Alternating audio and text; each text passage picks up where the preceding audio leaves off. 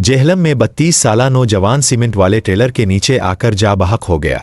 ये अफसोसनाक हादसा जेहलम के इलाके ढोक जुमा असर ये सड़क पर पेश आया, जहां 32 साला फैसल सीमेंट से भरे ट्रेलर के नीचे आकर मौका पर ही जान की बाजी हार गया।